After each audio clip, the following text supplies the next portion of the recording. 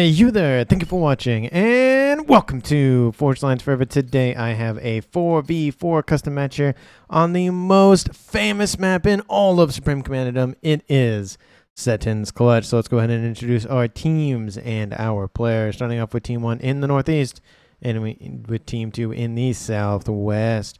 Starting off with Team 1's regular side player, we have in Imperial Gray, GFY Depony. He is a saver for this match as an 1800. Going southward here, we have in the clip position the Cybran player of Zamai Gorinic. Gonna probably call him Z for short. He is a Cybran for this match as an 1800. To his west in Royal Blue is you as another Cybran name for Team 1. He is a 2100. He is the highest rated player on Team 1 and tied for the highest rated player overall. Again, he is in Royal Blue. And last but not least, here for Team 1, in the Beast position, we have the Regal Purple player of Insidious Nuke. He is playing as a UEF as an 1800. So for Team 1 side of the map, there are 2 Cybrans, 1 UEF, and 1 Seraphim. Team 1 lacks Aeon Technology. Starting off with Team 2's regular slot player, we have in Chevy Crimson Kuwa Kilma Kalebler. We call him Kuwa for short. He is a Seraphim for this match as a 2100. He is tied for the highest rated player on his team and tied with you and another player on Team 2 for the highest rated player overall. And the player with which he is tied with is the clip position of Seraphim New. He is a 2100 in lightish red pink as a Seraphim as well. To his east, we have the 1700 player of Zum. He is in Stitch Blue as a Seraphim in the middle causeway position. And last but not least, in the beach position here for Team 2, it is Butcher as a UEF, the one and only player on Team 2 to choose a different faction other than Seraphim. He is in Glow Dark Green as a UEF. So for Team 2 side of the map, there are 3 Seraphim, 1 UEF. Team 2 not only lacks Cybran Tech, but they also lack Aeon Tech, which means for the entirety of this match, there are no Aeon players. Apologies to those low to the Princess. Hopefully enjoy the game. Nonetheless, and for 8 players on the map, let's take a look how much reclaim they have to scoop up. Currently sitting at, drumroll please, it is 13,000 mass. Of course, pretty much the majority of the mass is in the middle causeway position where our players, of course, are headed off to. We have the beach players also headed off to assist. So it is going to be at least a 2v2 in the middle of the map. So let's see what's going on here in that middle section. Of course, this game takes a little bit to get up and running in terms of the mid-ish parts, especially with the Navy having to be expanded about and the cliff positions going for their islands. I think I'm actually going to like +2, +3 just to get the middle action, action started. You see you is going for the more smaller reclaim wrecks instead of going for the Salem wrecks. Team 1 has a little bit of an advantage over Team 2 in the sense that their beach player is actually able to come into contact with this Salem wreck, which Team 2's beach position cannot. He has to essentially traverse his side of the island or middle causeway and then go to the north and go for that. You going for the first of those 3 Salem wrecks, and we do look like Zum is going to go for it probably here shortly. We do see 1 shot does get traded between you and Zum. The first com-on-com action has occurred, and it does look like I think you got a little bit better of the share in that reclaim there, and then going to get a little bit of Zum's side of the map as well. So the mass in terms of reclaim will favor Team 1 at least a little bit. We do see the reclaim totals are favoring Team 2 ever so slightly, but in terms of the Salem wrecks, Team 1 got a little bit more of the chunk there. We do see lots of action between these 4 players. There's 1 UEF, actually there's 2 UEF, 1 Seraphim, and 1 Cybran in this lineup, and Zum is not feeling super well, but looks like most of that reclaim has now been finished and scooping up. It does look like Butcher's going to try to force back the Cybran units here from you, and now we see a very interesting situation where Team 1's comms are behind Team 2's and Team 2's are behind Team 1's, and they're going for the units just to get a little bit of accuracy and a little bit more reclaim on the field to scoop up as fast as possible. Again, Zum has to be very careful. He is in the mid-yellows, so he could easily be sniped here by these 2 players, but Butcher is here as well, and he's going to try to retreat slowly, probably to the water. We do see some land factories have been started and air factories have been started for both teams in their respective land and air departments. Of course, Butcher now trying to face off against all of these Team 1 units from you. Selma is dropping pretty close into the red. There he goes into the red. And Butch is not going to feel good here ever so slightly as well. And he will be forced in the water like his teammate of Zum. So Team 1 has gained the middle causeway, at least in terms of the calm presence. And of course, with the couple of Zui and Thams, it's not going to be enough to hold off these two comms from Team 1. And it does look like Insidious Nuke might be possibly on his way back to his main base up in the north. First naval units coming online here for both teams in the northern and southern pond. It does look like Team 2's beach player a little bit slower to go for Navy. So we could possibly see a very early lockout. I highly doubt it. I don't think Zai is going to be very aggressive in his sub push, but he could try to go for it. The facility is is about done now. So it was a possible attempt, but I don't think it's going to happen. At least this stage, I highly, highly doubt that there's ever been a naval lock this early in the game. I bet there has been, but in terms of this rating level, I mean, average was at least, what was the rating, 1800 or something? It's highly unlikely, but it probably has happened, but again, highly unlikely. We do see the clip positions have grabbed their island, so nobody tried to deny or try to claim it from the other side of the map, so that's good to see. At least these players have what is quote-unquote respectively theirs. T3 Air should almost be on the way here for Team 1. A couple more engineers, it looks like, and then T3 for Team 1's regardless of player GFY. T3 is coming online here for all of the nonsense that is all this naming convention. Man, it's hard to look at that. We can't barely even see the comm there, but he is in the mix there. T3 is coming online here shortly. So Team 2 ever so slightly in the air department for the upgrade, but Team 1 is about to catch up. But again, that couple of minutes or so could make the difference between an early bomber rampaging in the countryside or being denied. You see a couple of bombers out for Team 1, looking like just go after a couple of those frigates, maybe go after some engineers on this island over here, but I highly doubt it. And there's already a facility here, so one bomber isn't going to be enough to thwart that position. Maybe get a couple of engineering kills, but nothing big after that. In the middle of the map, these middle causeway players still fending off one another, as well as the beach players still holding position. I'm surprised that neither of them have gone back to their bases. They want to stick on the front lines just in case. We do see a couple of naval units shifting westward. Maybe we'll see some bombardment in that regard. You really only see that at T2 and upwards. Team 1, I mean, they have to get pretty close to the shoreline. I think the comm is, its range is long enough or wide enough to be able to target units, I think. See the range on board as the game. Yeah, it's pretty close. I think you had to get pretty close to the actual cliff, or not cliff, but the side of the map to be able to actually shoot anything on the land with frigates. We do see a couple of interceptors flying over the top of these frigates here who are taking some fire, not a lot. The AA isn't great, but again, it's better than nothing. And they're slowly whittling away that early Air Force for Insidious Noob, who's gone for T2 Air, of course. He's going for Janus, not going for Tort Bombers initially. I think he wants to get a little bit more air superiority without having the ASFs online, which is probably what he's thinking. We do see, again, that Team 1's Insidious Noob has now retreated back to his main base, or at least on his way there. It's a long walk home, so it's going to be a couple of minutes before he's back there. T3 Air is done for GFY Deponi. T3 Air is done for Kuwa. He's going for his T3 Pigeon now, so that's 10 minutes. That T3 Pigeon is done. And the T3 Pigeon has not been started yet, and it's reclaiming the T2 one, so he is going to be still a little bit behind in the ASF bomber producing scenarios. A couple of just pod shots being thrown between these two units. T2 PD lining the causeway just to protect, as well as, of course, just poke and prod at any sort of units that come into range.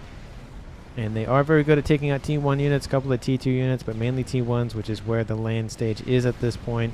Nothing really worrisome there. But it, of course, will be pointed out that U does have this T2 mech now fully ringed, not singularly ringed, not dual ringed. And this mech is knocked offline. So again, Team 1 up one mass extractor more than Team 2, but that little bit of a difference can make the difference. It just depends on how one team uses it. And that's pretty much the difference between these two teams in mass incomes, at least at the current moment that I pointed it out. Upgrades and power whatnot is probably conflicting and causing some fluctuations with those numbers, but for the most part, they're decently accurate. T2 mechs coming online as well with some mass storages to again get that at 9 mass a second there for Zum.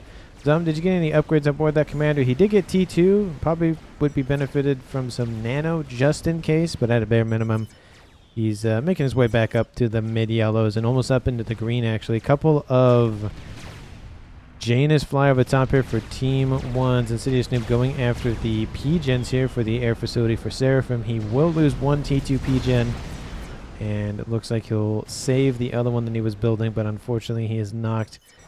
Lost a little bit of power. I think he's... Oh, I mean, even without that first T1 P-Gen, or T2 P-Gen, he was negative, but not having that second one is really hurting him. That's going to slow down his expansion in the naval department. At least a little bit. Not a terrible amount, but, you know, a little bit can make the difference. We only see one facility online here for him in the northern pond with 3 facilities online for Insidious Noob. In the southeastern section, it does look like Team 1's Z has gained the middle ground and is slowly just blockading every sort of avenue, so he's aware of any sort of run-by attempt one way or the other. Is there any T2 facilities online? Not as of yet here for Butcher, and no T2 facility as of yet here for Z. A little bit slow to go for T2, but it is Navy, so it is a little bit slower than the air and land situations that do normally occur in matches. T2 Navy, of course, has been started now as I say something, because of course I have to jinx it essentially. He's starting it near his main base with all of the spam of engineers, it looks like, for all the build power. It looks like he's just going to go for one main facility and just spam it with a bunch of engineers, which is a strategy. It is nice to have more of the naval facilities online, so that way you can have a little bit of bullet sponginess just in case enemy naval units or whatever else comes in a knock-in, but it's able to spam up, be a little bit more effective. T3 land has been starting here for you, very interestingly enough. You don't really see the Middle Causeway go for T3, at least heavy land, just due to the fact that the Navy usually needs a little bit more help. But we could see an attempt to go straight down the middle, which we hardly ever see in SETON'S, which would be a nice change of pace. We're seeing just more Navy build up here in the south. I don't see any bombers as of yet here for Insidious Noob, so he didn't go for the bomber strat. Always unfortunate. I love to see the bomber strat, but, you know, can't always get what I want, essentially. We see 10 ASFs here for Team 2's air player. 7 ASFs for Team 1, so a little bit behind. But 3 is nothing to worry about. It's more like 30 or 40 that you really have to worry about, the discrepancy in numbers. And does it look like there was something they were shooting at, possibly an air scout or something. And look at that movement, just slowly encapsulating everything. There is a group of engineers down here that's getting shot at by a nice little frigate. And there is a ASF over there as well. And also these are named as well. Oh no, if every unit is named. Oh, I couldn't even imagine. Oh, they're all named. Oh, that's just a lot there. Actually, they aren't engineers. Those are Zooey. That transport is definitely going to get spotted, or has already been spotted, I should say. Drop says Z. Yep, that drop is inbound. Are there any ASFs responding to this? No spy planes over here, possibly just to distract. Inbound from Kuwa, and that drop might occur. T1AA is going to be built. No, T1 gun is going to be built. Nice little T1 PD there. It will finish. Oh, the transport gets knocked out of the sky, but the units land. Unfortunately, I don't think they'll get that T3 mechs is. Oh, that was a good counter here by Z. A good attempt here by Zone, but isn't able to make anything happen. He built a T1 PD just to, of course, blitz down the Zooey. He knew they were going to land. It wasn't going to worry about it. And that T3 mech is going to be upgraded to shortly. T3 air quarters has been started here by Butcher, so he's getting into the air department as well. It's nice to have a little bit more ASF, and also that's where his engineers are going to be coming from as well for the T3 side of things. We do see a little bit of an attempt to poke and prod at the defenses here for Insidious Noob from the northern naval player of Seraphim Noob, who's coming in with nice little T2 laser destroyers. They are very, very effective. They hardly ever miss, air quotes. And of course they have torpedoes as well as all the other destroyers. Lots of frigates, decent amount of subs. And of course frigates, actually probably destroyers, are going to be built in both of these facilities by Insidious Noob. And we even see some assistance from U coming in with the naval facility and some T2 torp arrays just to help push back that naval fleet from Noob. And of course that's the whole, let's say, role of Middle Causeway, but kind of one of those things where at some point land is not effective, so you might as well help Navy. And we see that actually occurring for Team 2 Zum as well, but he's dipping in both into the western and eastern pond, or northern or southern pond. I kind of flip between the two. And he's producing a couple of frigates now, it looks like. He was producing some subs. I feel like the T2 naval headquarters would have been more beneficial down here, especially because Team 2 doesn't have a T2 naval facility down here, and Team 1 doesn't have one well, they are upgrading to one, to be fair, but could have had a nice advantage there, especially with the blockade that has been occurring for a while. Torpedoes getting into Insidious Noob's face there with his commander. He's trying to just possibly distract him, just do something with his commander. He's not Cybern, so he can't build a torp launcher on board that commander, but he can try to at least block some shots or tank some shots at a minimum to keep these facilities online. We do see a couple of frigates diverted over here, but there is a T2 nanite torp array here, which is going to wipe out the rest of those frigates very, very quickly. So it'll just be possibly a matter of time here between Team 2 invades and Team 1 can hold back. And yeah, the beach position kind of gets overrun for the most part. There have been situations where it's reversed, where the beach position just overruns the cliff position, but usually, especially this high rated, it really only goes one way. And that's where most of the action is still occurring here. We see a couple of units building up back here, but looks like that blockade is now essentially coagulated into a little clump over there. No real essentially issues in the main landmass here for either team. No sneaky plays from one team or the other. It's just they're there and hanging out and going for ego, whatever they are doing. T2 facility is being blitzed down a little bit here, and we see more of those destroyers coming into range. Unfortunately, I don't think the Cybern facility will be long for this world. Those laser weapons barely miss. When I say barely, they only miss when they're like that, changing locations of targets. Essentially, if the target is dead and they're changing to a new target and the gun's already been fired, just kind of moving the laser essentially. A couple of T2 torque defenses still being blitzed up here, and it will slowly eat away at all these hit points. These destroyers do have torque defenses, and when you get in large clumps of them, it does make it difficult to use any sort of torpedoes. And obviously the torp arrays also are sitting above the surface of the water, so those lasers can hit them. Unlike the harms that sit below the surface, you can still ground fire them, but the lasers are ineffective for that kind of stuff. So that is the one benefit of one disadvantage, I should say, of laser weapons, is ground firing doesn't really occur, especially if it's below the surface. Ground firing does occur, I should say, just not below the surface.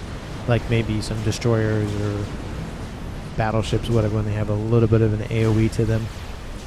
We do see some more Seraphim destroyers online now under the control of Zum, and I wouldn't be surprised to see those transferred over to Team 2 Seraphim Noob, just because he's right fetching there. He's right in the middle of that action. And there are some torpedo bombers inbound from you to help assist with that as well. There's lots of Coopers online who I believe have torp defenses and torpedoes on board. But the laser weapons are really what's eating Team 1's Navy alive. When those weapons don't miss and the simulated rounds of everybody else misses, it does make a difference. Damage per shot is one thing, but if you miss half of your shots, hitting 95% of your shots becomes very, very more important. We do see now Seraphim destroyers coming online for the Southern Navy for Zum as well. And we see a little bit of pushback here from Team 2's Butcher, sending in a couple of just subs inbound to go after this all frigate fleet. There is a Salem or two coming online now, but and maybe 1 or 2 subs, but there's really just only frigates, and frigates do not have torp defenses, so they are vulnerable to that kind of firepower.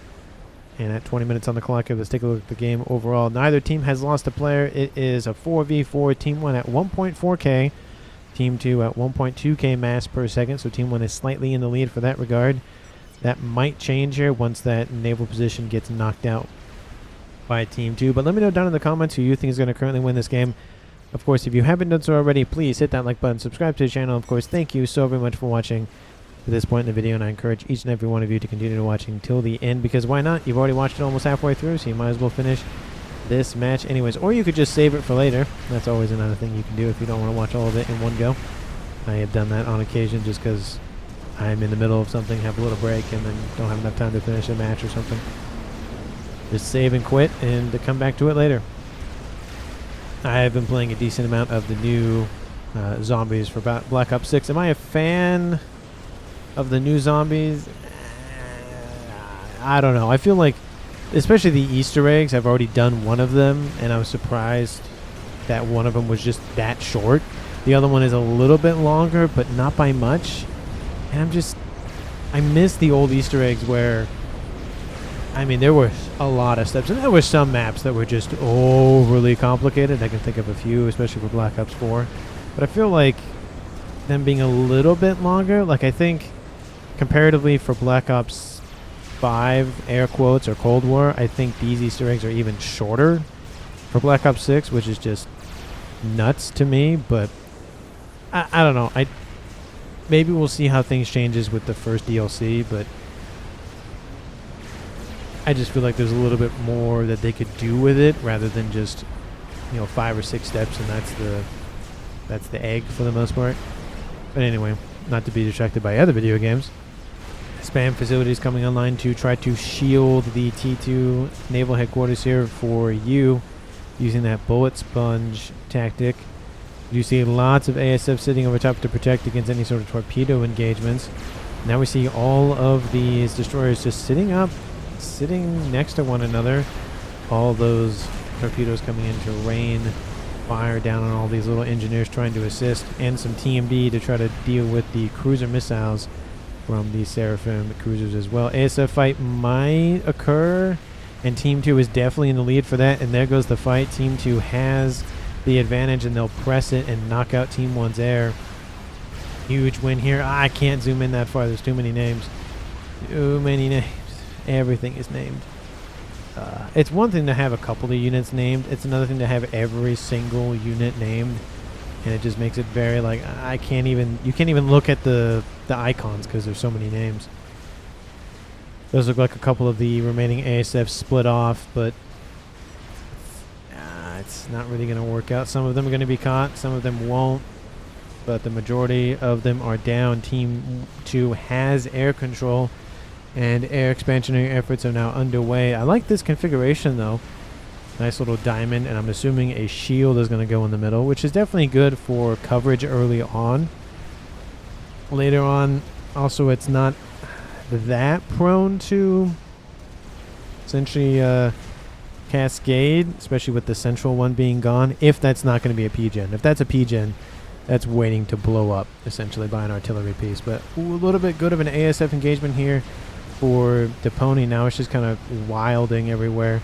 But there's still a huge clump of ASFs for Team 1 to chew through. And they're on full retreat. Torp bombers are inbound. There are no Aeons, which means there's no T3 torp bombers, which are very deadly. And it looks like a SACU just got wiped out there by Team 2. There's another one here with a support commander. Looks like it's just a bog standard one. I think it's just a standard one, which probably going out to reclaim.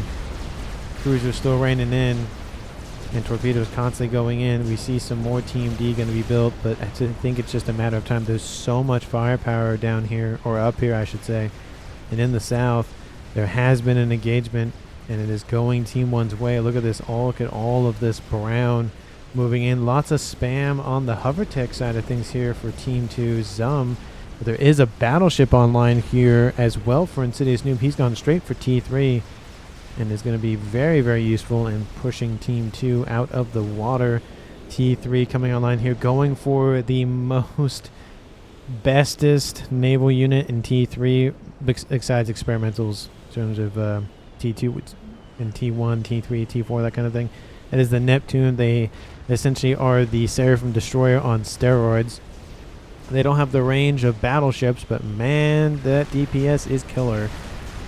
One facility is knocked out here for Insidious Noob, trying to build some bulwarks, it looks like, but that's not going to happen anytime soon. And the engineer's trying to keep the facility online, but there's so many laser weapons. It's not really going to matter. T2 torp launchers trying to hold them off. One of them actually got veterancy too, which is very surprising. But I think it's just a matter of time. There are some T3 harms now coming online here for Zum, and he has a T3 naval headquarters here as well. Does he have 2 of them? Yep, he has 2 of them. That battleship is going to cause some nasty little things here for Team 2's Navy. But there's just so many destroyers here. The headquarters is going to go down. They're targeting all of the assisting facilities, not the main one, surprisingly enough. I don't know if they're just not focusing on it as much. Looks like the facility is now knocked out. Team 1's Insidious is now knocked out of Navy.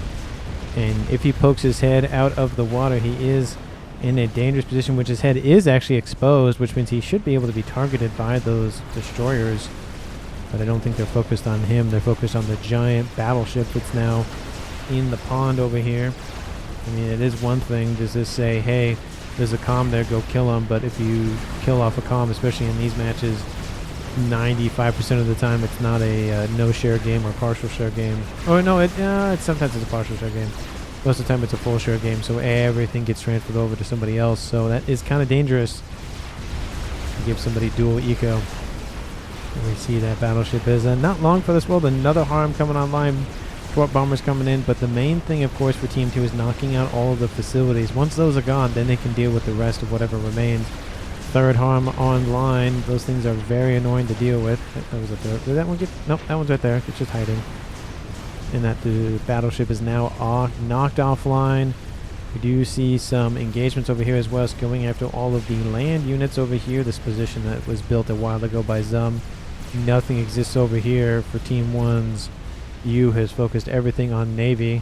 Airfight happens again in the southeastern pond here, and Team 2 still retains air control, but there's a lot more cruisers online, so they take some decent casualties in that regard. Bunch of torp bombers coming online for both Butcher and Kuwa. He's going to really be able to push back Team 1's Navy at least a little bit. The main concern, of course, is the T3 naval headquarters, as specifically as well for you. He's already produced a battleship and might be on his way. He's going after cruisers, surprisingly enough. They knock out a ton of those engineers. And that's going to reduce the speed at which those units are being produced. Kuwa builds an experimental. He's the Rigard Airslap player. What did he build? He built a T4 experimental bomber. It is the Awasa. It is not named that. It's Field Marshal Klaus. But, yeah, it is technically the Awasa bomber. Very interesting. That is, I think, the first experimental built in the game. And he actually built it instead of going for more ASFs. But, I mean, he does have a secondary facility and more facilities coming online all the time. I guess he just wanted to spend some mass. But that will definitely crack some defenses quite nicely. Especially this northern position where the facility is still online, I will admit. And there's a lot of zappers, a lot of AA, a lot of torp launching nonsense from these little harms and other facilities. Team 1's still in the game in the naval side of things in the northern pond, but it is looking dire. Gives a lot of time for Team 2 to invest in other things than they have. They've gone for 2 battleships and looks like more on the way. There's only a oh no, that one's upgrading to T3 as well, so they'll have 2 T3 facilities in that northern pond. Just, again, sticking with just the 2 instead of all the other ones that everybody else has built. We see large groups of engineers just trying to build as many units as possible, as quickly as possible.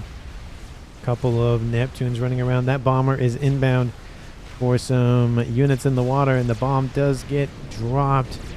Almost like it didn't even get dropped, essentially. But there goes the payload. Gonna clip a couple of those destroyers. Takes out 3 of them. 2 of them, I think. Oh, no, there's a third one in there. Of course, the distraction is now online. Team 1's going to focus that thing down as fast as possible. Team 1 knows it exists, and that is going to prompt another air fight here shortly, if it hasn't already. Ooh, engagement looks good here for Team 2. Ooh, couple of airsteps getting sniped. We do see a huge effort to go for some spamming T2 facilities by Insidious Noob, with all of these SACUs donated over to him by Depony. That might keep Team 1 at bay long, or Team 2, it will keep Team 2 at bay at least a short amount of time, but that bomber does get knocked out of the sky, and a lot of those facilities knocked out as well, and the SACUs are fleeing. They're going to go after that bomber's reclaim, though. Definitely a good idea there. I'm going to spam up some TMD to just defend ever so quickly, but that engagement doesn't really go well for Team 2's air player. He loses a bomber for very much not really worth it in terms of what he killed off, which is a couple of torque launchers. I think Team 1 has staved off disaster for the while. It's still a little dire here for Team 2, especially with the battleships coming into range all the time, but they are holding. It's just not looking good, is essentially the idea up there to the north. A large group of units down here as well. Lots of sub-killers, these Barracudas just holding position. Decent amount of Neptunes, decent amount of Summits as well. I think Team 2 actually might be in the lead for those, but Team 1 is just punched through with all these sub-killers. Don't know why they're not sub-hunters, but whatever. Engineers need to start building some warp defenses, or it's not going to go well for them. You can see this Neptune just being eaten alive by all those torpedoes. That's gotta hurt. And there goes that. There goes that one. Wow, that took a while for it to actually die, though. If there were Yassaus here, it'd be completely different. Those T3 sub from the Seraphim side of things. Which I'm surprised that we haven't even seen them in the Eastern Pond. It's just Cybrid and Cybrid. You'd be questioning why Depony doesn't give over an engineer or something to get some T3 Seraphim tech, or even go over here and build this one to T3 for Team 2. Very, very good unit. I just don't know why they're not building them. Yenzing running around. Not going great here for Team 1's western side of things for Navy. Everything has been forced back. Monkey Lord down the middle here for Team 1's maybe that'll help things, at least distract things at a minimum. SACU is going offline. Actually a decent chunk of them to be, in fact. That's 3 mass a second times, let's say 6 of them, so that's, let's say 20 mass a second that GFY Depony has lost. I think he transferred them over to Insidious Noob, to be fair, but still. This facility has hunkered down quite well, but the naval headquarters is now offline, partially due to all of these T3 battleships who are just receiving artillery fire. They are in range of this grid of P-gens over here, which would be very useful, but they wanted to take out all of the Navy first and then go on the land bombardment. Somebody at some point has to have at least started an artillery piece, game ender, nuke, something. Mass fabs looks like for more mass. Lots of mass fabs here. More P-gens, more SACUs. Nothing big over here. Team 2, are you building anything spicy? No. Nothing yet. Not seeing anything big and daunting, except for this thing, which is standing still, which is not what you want to do with Team 1 I was going to say Team 1 Zooey or artillery. Just receive unnecessary damage, but that's a lot of firepower. It's going to crack a little bit of the shielding, a couple of PD defenses, but honestly, that's just a mass dump. There's so many facilities online, it wasn't going to be enough. You really need 3 or 4 of them to really crack it and go after Zum's main base. We do see in the north the facility still, the remnants of it is holding, but you can see the ground firing has started to occur. The little AoE splash is just enough to do some damage, and it's going to slowly eat away at all the harms. There's still destroyers in the bay, cruisers still pumping out those attack missiles, and now Insidious Noob has fallen back at least a little bit. Needs to get underneath some shield coverage just in case he doesn't want to get sniped. Why no air, instead making boys, says Insidious Noob. Boys can be very useful, but I think the Seraphim ones or the I wouldn't say least useful, but it's just one of those scenarios where they can't build SACUs in terms of the RASCOMs, so they can be effective for other things, but in terms of raw, just producing mass, they aren't great. Oh, that was a nice last shot. Takes out all of those mass fabs, and a PGen, and an SMD, and another set of mass fabs as well, at least the T2s. Oh, that's just rough. That's a lot of power that you just lost. Looks like he's getting some overflow, yep, from his teammates. He's not doing well. It's going to put a little bit of a taxation on GFY's stuff, but he is sitting at 32,000 to be fair, so he's not really being taxed by a lot in terms of power consumption. In the south, another air fight possibly happening. Still, Team 2 has control. Bombers going in for these frontline facilities, getting ripped apart before they even reach their targets. We see some aircraft carriers and more battleships online. It is the Summit versus the Galaxy, and some Hathutha. Is it Huppathams? Is that what they're called? No, Hathums. That's right. I always want to say Hathuthams or something for those. We have 1, 2, 3, 4, 5, 6 battleships, and of course the Seraphim battleships also can build nukes, so that's possible 6 nuke quote-unquote subs. It's going to be very, very dangerous here for Team 1. Harm is doing some decent damage, but not enough, especially with all the firepower raining in. Not all the shots looks like they have AoE. Some of them do, some of them don't. But it's just enough to take out that last Harm. And now it's just an easy go of it here for Team 2's remaining forces to push in and start bombarding the shorelines. Team 1's got to start defending with spam in terms of hover or otherwise to keep Team 2 at bay. In the south, Team 2 still holding strong. Not really a lot of territory has been gained one way or the other, but especially on the northern side of things, where U has fallen back a decent amount. Lots of destroyers. 1 battleship.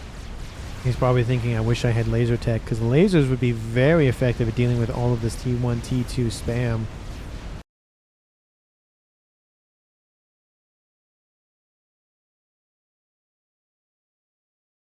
Very surprised to see them not, again, gift over some Seraphim tech over here just to help. And now we see the ASFs here for Team 1's GFY Deponi pull back. I don't know if they're coming back up north to go back to the naval situation going on, but there are a lot of spam units online. A lot of Riptides moving in to try to force this group of forces back. Force the group of forces back. That's definitely an interesting word there. Just sending in the Riptides. Maybe they're going to cause a big wave to happen. That would be a cool, interesting mechanic if you were able to use the water to either force your opponents back or do damage to stuff on land. That'd be very interesting, kind of like a tsunami kind of thing, but I don't think it'll be, at least in this game, at a minimum. But it would be a cool feature in kind of a naval combat-esque kind of game. In the south, still the fighting rages. Nothing really happening at this point. Lots of bulwarks coming online, and also a couple of Atlanti as well. Atlantises? Atlanti? I think Atlantises would be the word for it. Another one coming online. Used, of course, for their massive torpedo capabilities, as well as their aircraft production facilities. And they are not... I mean, they're pretty chunky. 40,000 hit points versus the 4,500 of the Galaxy, and of course the destroyers only have 8,000. 8,000? Sorry, 6,500. How many hit points they have? Looks like the target might be the subs up here, but they're kind of pulling back a little bit. They can be ground fired, which is definitely a concern as well. All those shots that are missing still impact those Atlantises a little bit. Air fight over the top once again here between Team 1 and Team 2's main air forces, and it is just another slaughter here. 35 minutes on the clock here, and it is not looking good for Team 1's air forces. Still torpedo bombing. I can't zoom in. Nope, can't zoom in. Too many green things.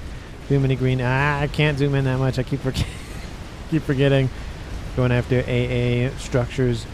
And that is an air wipe here for Team 2. That is, I mean, we're probably talking about 150 at this point. 183. So that is air supremacy at this point. That is devastating for Team 1. Team 2's regular side player. 4 SMDs. Okay, so who builds 4 SMDs right next to one another in their main base. Now, I understand building 4 SMDs in general, but right next to one another? That seems a little concerning, if you ask me. Don't know if he's planning on anything, but that screams something. Nothing big ticket item here for Team 1 as of yet that I can see. It wouldn't be put here. It'd either be put over here to the east or over here to the north in the rear guard air slot. Still nothing for GFY Department. We're talking about 35 minutes on the clock here, and neither team has even started to build game enders. Very weird SETON'S game. Usually we see 1, if not 2 game enders in a SETON'S game, and we haven't seen anything as of yet. Maybe it'll happen, maybe it won't happen, but it's just one of those things where it's kind of a typical thing to see them. But now we see Team 2's forces are being pushed back. Of course, as a reminder, there are a few Atlantis running around, but they're starting to be blitzed down by all of these Barracudas, which a couple of them are on low HP, so those subs are slowly chewing through them, but there are a lot of Torp defenses online for those subs and those Salems, so it's going to slowly eat away at the the DPS for those experimental submarines. More Torp bombers over here to the north going after these facilities here for you, so going to knock out his naval facility and essentially naval lock him. What is this? Who is teleporting over there? Oh, we have some SACUs teleporting. Don't know why they teleported there. Looks like they're teleporting again, possibly? Was that a mistake? I don't understand where they're going. I think down here, and then they're going to go over here. They just keep teleporting around the map. I don't understand why. What's... Oh, that's the wrong player. Go to GFY Depony. I mean, his power consumption is perfectly fine. I just don't know why he's doing that. Maybe he's gearing up for something, but now he's going to put them there and they're not going to go anywhere. It's very weird why they're just in a hot skip and jumping around the map, if I can actually say those words in the right order properly. T3 land facility is targeted by the battleships on the coastline, and those shields are trying to hold, but T2 Cybran shields are known for their spam ability, not necessarily for their defense ability. I mean, it's better than nothing, but still. And that facility is now knocked offline. Team 1U has lost T3 land tech. And now we see more battleships shifting northward. This is not great here for Insidious Noob. This beast position is not going to survive much longer. We see the water situation here in the south for Team 1. They still have some presence here, but it is slowly fading just due to how long it's taking Z and for you to chew through Team 2's defenses. We have 3 out of the 4 players sending some sort of force over here, that being of course the air forces for Kuwa and the naval and sub or pseudo naval units here for Butcher and Zoom, or Zum, depending on how you want to pronounce. Probably Zum. SACUs have now landed over here, building a nice little facility about some T2 PD, and now going to spam up some land facilities. I don't think it'll get much damage out of this, but they have taken out some T2 mass fabs and now going after some T3 mexes. But like I said, I don't think it's going to be lasting long term. Another SACU going to teleport right here. Going to go after this position. I do like the idea of this. It's just I don't think it's going to amount to too much. It's probably more about annoying, but PD are going to get taken out. SACU teleports over here. And there already are PD over here, so that's not really going to go anywhere. But now we see something going on. There it is. There's the experimental I was looking for. 38 minutes. Yolana Oss is coming online for Team 2's regular sub player of Kuwa. Team 1 probably doesn't even know about it. No. Team 1 does not know about it. Pigeon's going down, though. That's really good here for Team 1 to start poking and prodding at Team 2's power and eco and whatnot, but I just don't know if it'll amount to a terrible amount. Engineers can easily come back and repair all this stuff. They really need to get to some damaging areas. Taking out an air group would be probably better, but now we have T2PD lining everywhere, which is essentially denying any sort of nonsense. Another group of facilities going to go down. Just a couple of T3 mexes. I say just a couple, but Team 1 is still winning the eco game, 2.3k versus 1.8. And now we see Team 1 PD trying to be built, but unfortunately the engineers are going to get denied. And now we see Shield going to be denied. Shield is, AA going to be denied as well. Bombers are inbound. It's actually a strat bomber coming in to deal with that group of SACUs. They have shields. They have a lot of hit points. 29,500, and actually one got veterancy. Now it's up to 32,000. And of course they have 200 plus regen, so it's really going to be a lot of firepower to chew through all of those units, but it's not really that effective at this point. Team 2 has already come to the ruse. It's just diminishing returns at this point. Bombardment has occurred. Blockade is really in effect here. Battleships being now actually counter-bombarded by some torp-slinging, hash-slinging slasher subs. Look at all these things just running amok around the map. Scout for YOLO says you. Well, I mean, if it's going to be one place, it's going to be the rear guard air slot. For sure. Just sitting underneath the surface of the water waiting to engage. All those battleships with those TMD on board. They are very effective, of course, but all these Atlantises are going to prove very annoying to deal with. I want to get some nice little side shots of that. ASF coming in, going after whatever that was, and they could just get ripped apart by Team 2's ASF. So I don't really know what that engagement was for, but that group of ASFs is now gone.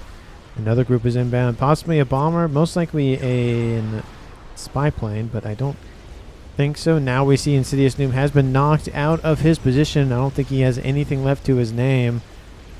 He's sitting at 28 mass a second, so that makes me think he has a T3 mech somewhere, or at least a couple of mechs or something. But he's been essentially neutered, if not essentially thrown, not out of the game because he's still in it, but still can't really affect much. Oh no, he does have a T3 mechs up here, so he has something. You can probably spam out some, engineers or some riptides or something, but there's not really much that he can do at this point. And he is suffering in the hit point department. Doesn't have any upgrades on board, so it's going to take a while for him to re-up back to full hit points. But all of these PD are going down. Everything in the middle causeway is gone. So now Yu has lost his base, and he's transferred over to here. He's kind of made the move a while ago. Looks like there was some bombardment earlier on for those mass fabs. Those are now offline. Have to be rebuilt.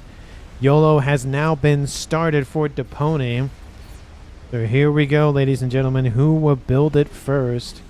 The Seraphim, SACU, and engineer assisted, or the possible only SACU situation here, or sorry, only engineer situation here for Team 2's rear guard air slot player of Kuwa. And of course, I see one difference here. One has a shield, and one does not. Butcher saying can't really hold for much longer. Cap, sorry. I'm doing YOLO, says Kuwa. So essentially the idea is, can Team 2's Butcher hold out long enough to not have to deal with any sort of land engagements before the YOLO comes in? Bomber inbound here for Zum, coming in once again to go after that group of forces there. That's the second bomber, I believe, that's been built this game. If not, I probably missed that other one, so maybe we'll say 3. And it's all about who can build the YOLO first. 40 minutes on the clock here. That thing is now in the yellow. And now it's been stopped here by GFY opponent. Maybe he has some... maybe stacking up a little bit of mass, I guess.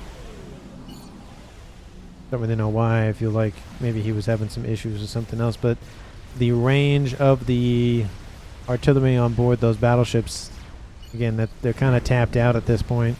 This is the exclusion zone that they have created. They could easily go up here to the north. They think it's offline, but it's not. It's still online for Team 1. It's just under control of you instead of Insidious. So that's 3 mexes, 27 times 3. Let's see, 75 plus 6, so 81 mass a second. And if you're wondering how I did that math very quickly, I just knew that it was 27 mass per second. And there's 3 of them. If you cut 2 mass off of each, that's 25. 25 times 3 is 75, and then plus 3 times 2 is 6, so 81. I think I even said the math right.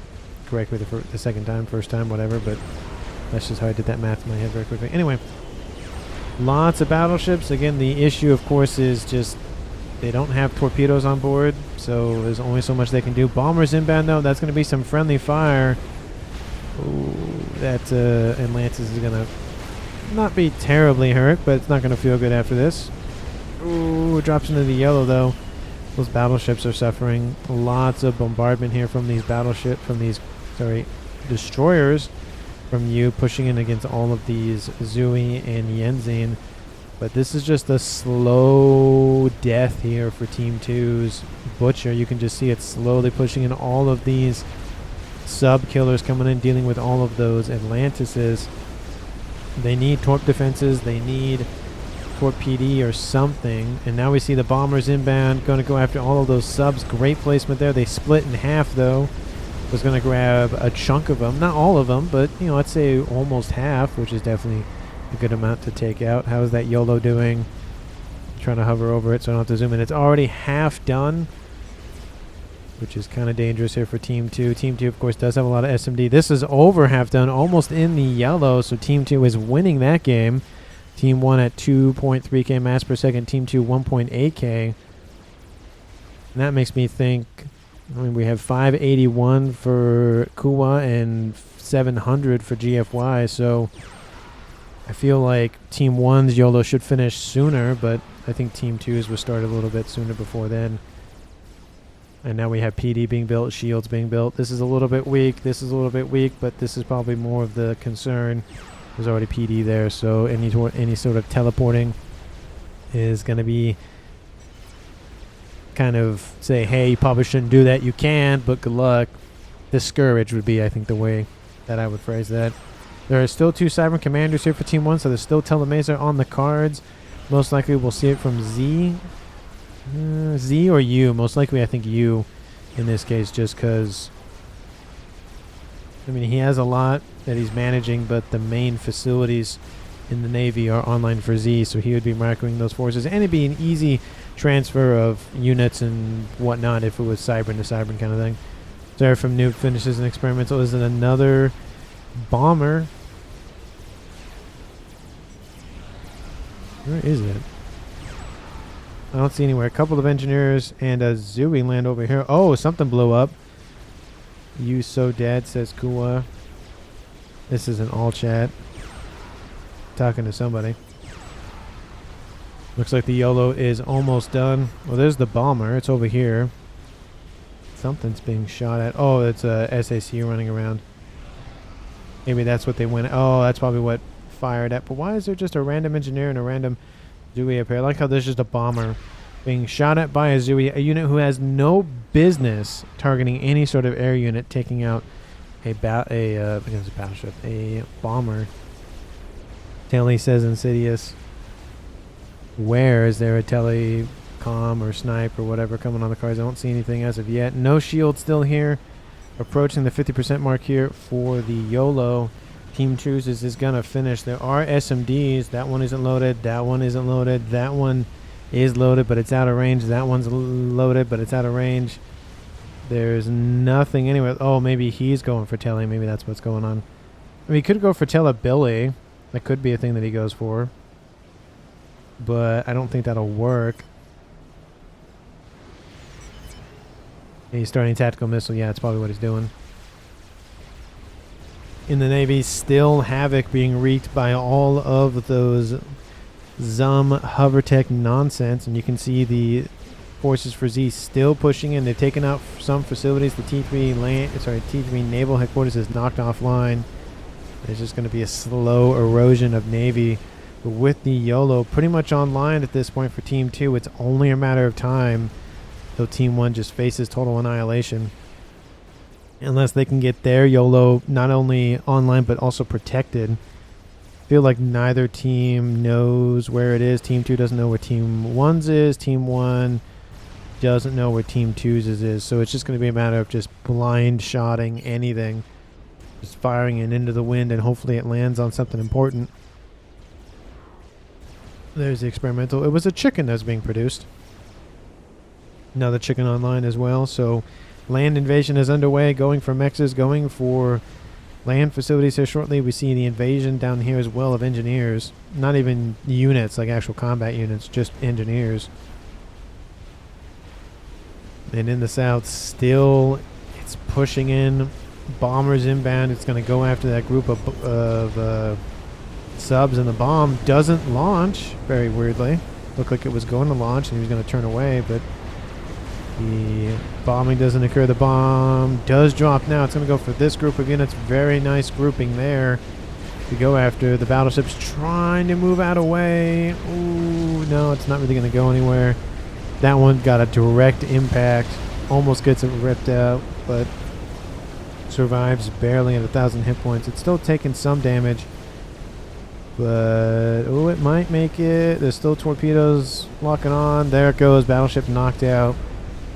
But it's, like I said, it's only a matter of time between the survival and death of Butch's naval force. And that YOLO should now be. It is online. So Team 2 finishes theirs first. Team 1, it's in the green. They now have a shield. It took them however long to get a shield online. So it's just going to be a matter of how fast can you load. Cybran forces coming in from Team 1's U to assist as well. All bets are being put on this one thing. Like I said, it's only a matter of time. That thing is going to finish her shortly. Let's go back to the one down here for Team 2. How's this one looking? Oh, it's it's not going anywhere, to say the least. That thing has a lot of PD surrounding it. Oh, look at that thing. Why's my camera being all weird? Huh.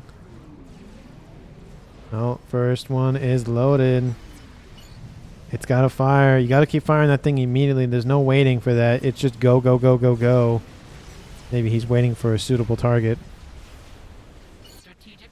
Navy, again, like I said, not really going well for Team 2. They're still trying to hold, but it's just diminishing returns. Land invasion has occurred. Now we see the facilities starting to be knocked out. In the air department, Team 1 didn't really have a lot of air advantage to begin with at all, so it's going to be only a matter of time before stuff just kind of gets bombarded by air. We see SACUs fleeing in the face of this. We see more shields being built to load that nuke. Gotta load it as fast as you can, because that grouping of chickens are inbound. There is a monkey over here to assist, but one monkey versus one chicken, that monkey will win, especially with all the T3 not Hovathan, but Otham spam. It's not Percy bad, but it's definitely not great. Bombers inbound going after the first chicken over here. First chicken just laying the groundwork for the brother to come in and wipe out the rest of it. ASF moving in, gonna cleanse the skies. And tactical nuke is done here for Insidious. That YOLO has fired. Where is it going? It's going for this base for Team 1Z. And SMD is loaded. SMD is not. SMD is not. And there isn't another SMD nearby, which means that will be a landing of the nuke. The first death of the game, I think, will happen. And there's the first missile. It's not enough. Is there going to be a second one here loaded fast enough? No. That is a death for Team 1. Goodbye, Z. You did a great job with the naval side of things. You actually punched through the Navy. You took out Team 2's Navy finally. But kaboom! Landed too close to you. And there goes all of those SMDs, all of the everything. And that is a kill here for Team 2. Doesn't say if he somehow survives. That would be surprising. He's still not dead somehow. There he goes. Very delayed explosion. And that is a kill here for Team 2. 46 minutes and a player has finally died. It's usually we have 3 or 4 people die at like 25, 30 minutes and then no one dies for the rest of the match. Or no one dies at all till the very end, essentially. YOLO does launch. Oh, it gets there at the not last second, but Team 2 knows where it is. YOLO gets spotted. ASF, I can't zoom in. And kaboom, that's a Billy nuke from this nice little Insidious nuke comm.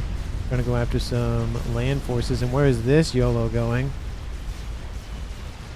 And it's going straight for this base. The SMD is knocked out. It's a great grab there. Don't know how it got knocked out, but there definitely was one here at some point. Oh, looks like a SACU came and just wiped it out. That little air grid is going to go down, but unfortunately the main one where the YOLO is being housed is going to be perfectly fine. Lots of SMDs. That's probably why they built them there, just because they knew Seraphim and possibility, that sort of thing. So I get that as a way to counter Team 1 very early on. Essentially just build some SMDs, have them slowly build up. Another YOLO is launched, and it looks like there is the YOLO. It's moving in. Okay, I thought I saw the icon right about here, so it's going to clip a lot of this. There goes the curve. It's landing. There goes the second YOLO of the game. First one for Team 1. Ernest might be out of there. We'll see. Looks like he's going to make it. Kaboom!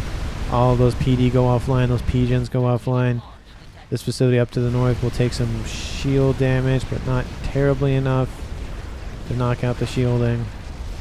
It's a great hole in Team 2's area, but now another nuke's going to land here, so that's another YOLO. It's just a YOLO firing and a YOLO firing and a YOLO. There's only 2 of them, but they're just constantly firing. SMD not loaded. SMD not loaded. SMDs. Oh, right there. SMD 1 is loaded, so maybe if that one loads in time, it'll be enough, but missile is already halfway there. This is going to go by one another. Look at that. Look how close that was. Oof. SMD. That one's going to save this YOLO at least for a little bit of time, because this one has one loaded. But I don't think it's going to be there in time. There's the first launch. It's now or never for this SMD. It's not going to be enough. GG says GFY to Pony. He's going to try to launch one more before it goes down, but it doesn't matter. Kaboom! That's a dead YOLO, dead comp, dead SACUs, dead a lot of things. Ooh, that's a deadly. You guys had barely no SMDs. Yeah. Ooh, that is rough for Team 1. That's a big, huge target knocked off the board. 8 in core base. I wouldn't say 8. He built more, but he definitely wouldn't say 8. He had the main 4, and then he built more later. Great job here by Team 2's. Kuba got that thing online a little bit sooner, but yeah, definitely Team 1 needed to build more SMDs. 48 minutes on the clock. And that is the main target down. OS Bomber coming over the top, taking out a ton of mass fabs. I mean, it's going to probably go off map and die, but took out a chunk of income here for Team 1. Team 1 still at 1.8. Team 2 dropping to 1.4. And that's due to the fact that we have invasions down here. The Salems have started to grow legs and sprout and go around the map. But again, YOLO. That's kind of a big thing. That entire grouping of naval units will be knocked out by one nuke pretty much. And it looks like the bomber's going after Insidious Noob's comm. Insidious Noob does not like it. It's going to hover bomb. It's going to wait. Run for your life, says Seraphim. Run for your life. He's not going to. He's just going to accept his fate. I don't think this will kill him. I think he'll have a little bit of hit points left. Yeah, 148 hit points. That is a lot less than I thought he would have left, but that's rough. I don't think he's going to make it to the water. I think if had he been trying to get to the water, I think he would have been close, but that's a dead comm. Even the impact of just the initial depth, there he goes. Kaboom! That deserves a kaboom. That is another player knocked off the board here on Team 1 side of the map. It is a 4v1 in favor of Team 2. And now everything is under control of you. 1.7k, producing more mass than the entirety of Team 2. But no YOLO. Kind of bad. And now we see a YOLO inbound here for the rearguard air slot base. There's a lot of mass fabs up here. Looks like it maybe tried to split the difference. One SMD. That's all that was in there. There's another one loaded. It's not... Oh, there it goes. I was going to say it's not firing, which was very strange. But the next YOLO will not be denied. T1 bombers over the top. Still can't zoom in because of the nonsense of the naming scheme. But those Salems aren't getting a lot of work done, unfortunately, for Team 1. If the YOLO is knocked out, that would probably be enough to let Team 1 come back in this game. But there's just so much damage that's been done. Even if they did take out the YOLO, they'd have to do essentially an entire wipe of Team 2's side of the map to really make it worth it and actually have them win the game. Island over here is knocked out by a bomber. It's just a slow death. Where is this? Did they find the comm? Oh, they're just going for this grouping, I think.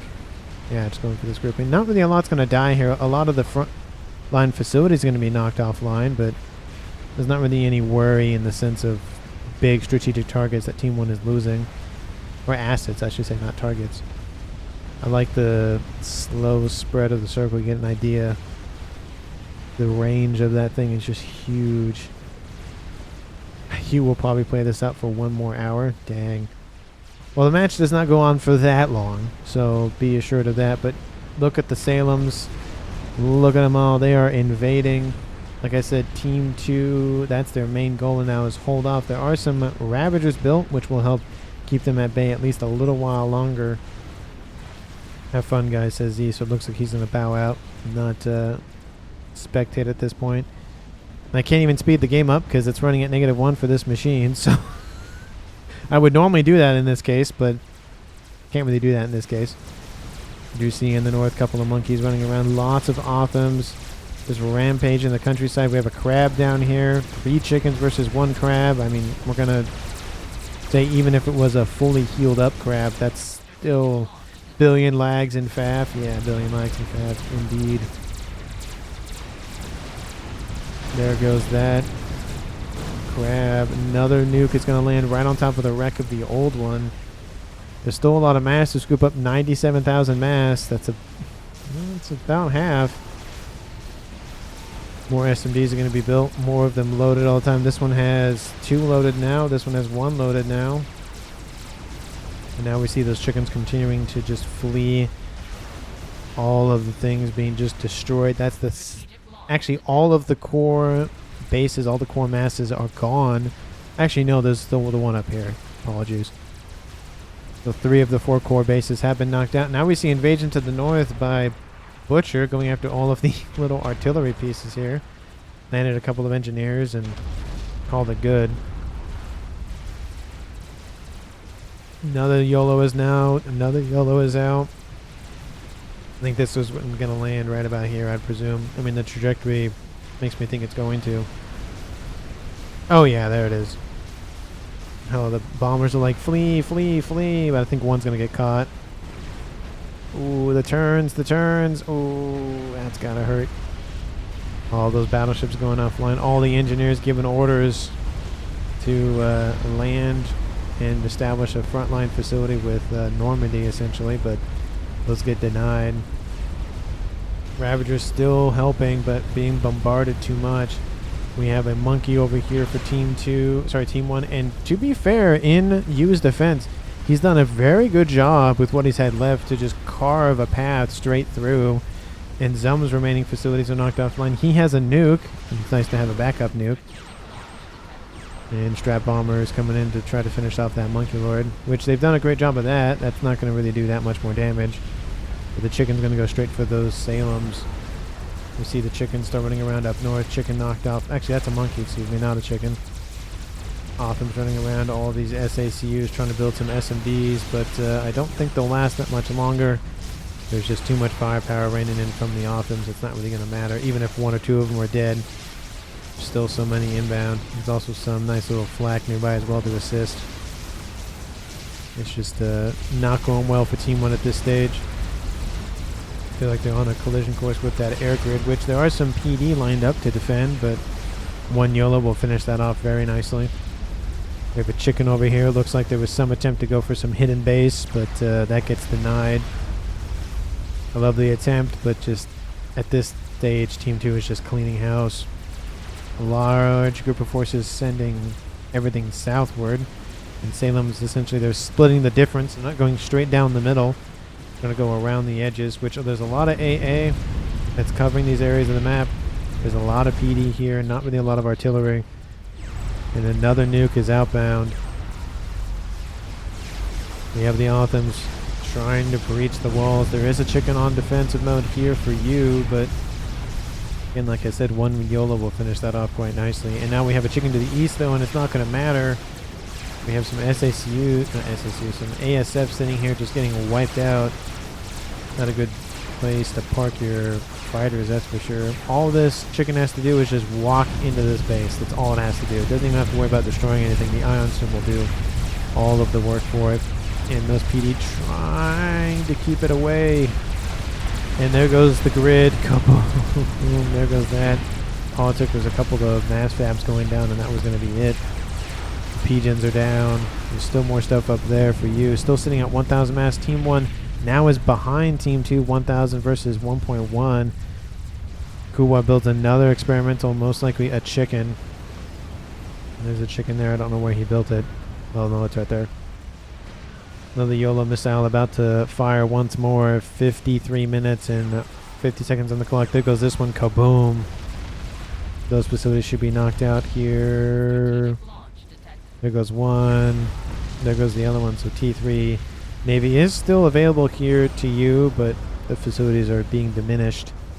We have the comm of Team 2's Seraphim Noob on the front lines with his comm. He has Nano, he has Splash, and he has Gun. And he is not going to go down without a fight. Team 1 bombers coming in to assist. And T3 bombers as well. The comm should be fine though. Again, he has advanced nano, so he has enough hit point regen to really not worry about too much. Just wanted to help out as much as he can. Takes out that group of Salems. There's still some right here. And YOLO lands over here on the deep side of things. And that's a dead land engagement. There's a couple more monkeys inbound, couple more land facilities still online, but the bulk of the everything is diminished, and that's the problem here for Team 1. There's just not enough to punch through like a scalpel.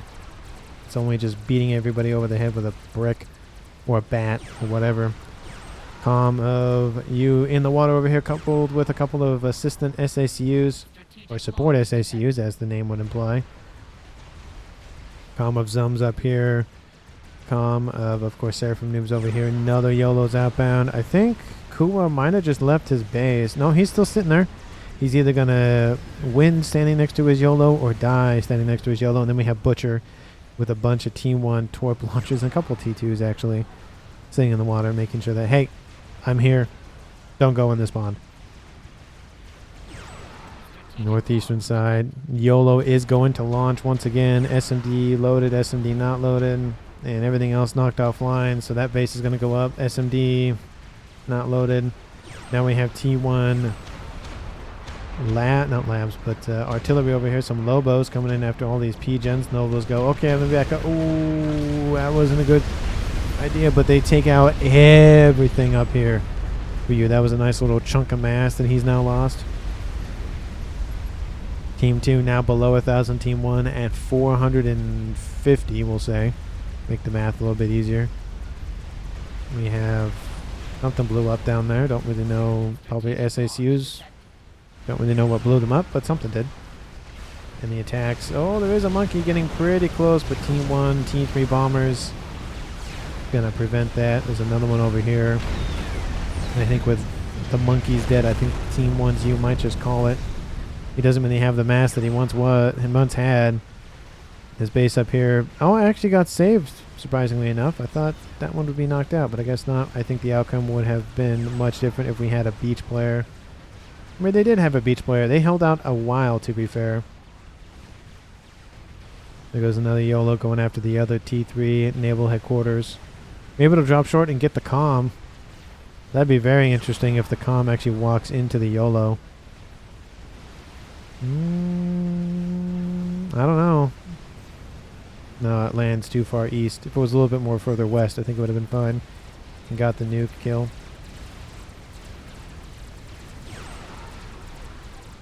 And we have Seraphim Noob still over here with his chicken now, going after all of those Salems. And kaboom! There goes the YOLO taking out another group of bases, or another group of facilities, I should say. And still Seraphim not willing to go down without a fight.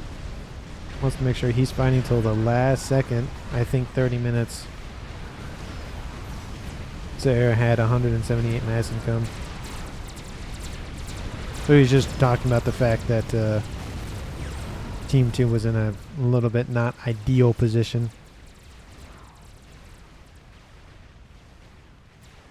And there's just conversation in chat about what happened with the beach side of things. And again, there is a strategy to go for a little bit more eco and a little bit more strategy to go for more units. It just depends on what your opponent is doing. If your opponent is pushing, going for eco might be helpful, but you can't put everything towards it. I mean, maybe put like 70-30, 30 on eco, 70 on units, and then if it's reversed where they're not pushing, it's 30 on units, 70 on eco. But I just don't think it's going anywhere at this point. I mean, we knew the game wasn't really going to go anywhere, but 57 minutes on the clock here, and it's not going good for Team 1. So if you're rooted for Team 1, I do apologize, but I do not control who wins. I just cast the game and talk about who is winning or who is not winning. T3 facility, the last hope of the Navy in the water. Oh, there's more facilities over here, but that's the main last one, just because that's where all the engineers are. How much mass has the YOLO killed? Let's say 1 million mass. Almost. It's almost 1 million mass. 900,000 mass killed. So pretty darn close. Kaboom. There goes all the engineers. I think it actually clipped this facility over here as well. Ooh, that's rough. That's the last T3 naval facility as well. That one's offline. Oh. Oh. No, it survived, surprisingly enough. It just, the AoE was enough to take out the engineers. That was it. Land invasion now is essentially null and void. Another YOLO is outbound because why not at this point? 58 minutes on the clock here. You've got to control K at some point. And I could end the recording right here because we know what happens at this point, but you know, there's that one match where I definitely thought one team was going to win, and then the other team pulled it out at the last second, so I can't just assume that that team's going to win kind of thing. But in this scenario, it's a little different, but this facility is now taken offline. It's just how many losses is you going to be inflicted before he just retreats. And I definitely know it's not an epic technically, so I do know that for sure. And there goes the monkey lord up here to the north, going after all the facilities. Same with the crab. Because why not? Zom builds another experiment. So I feel like this is the last bastion of hope at this point. But again, like I said, there's really nothing available to Team 1. And there goes the retreat order. Team 1 loses the game. Team 2 wins it at 59 minutes even. Look at that. 59 minutes even. Thank you so much for watching. I really, really do appreciate it. MVP for me has got to be Kuba. His air micro was crucial to Team 2 dominating air as well. Of course, he went for a YOLO, got it loaded, got it firing, and got Team 2 the win that way. Thank you so much for watching. I really do appreciate it, and I will see all of you in the next one.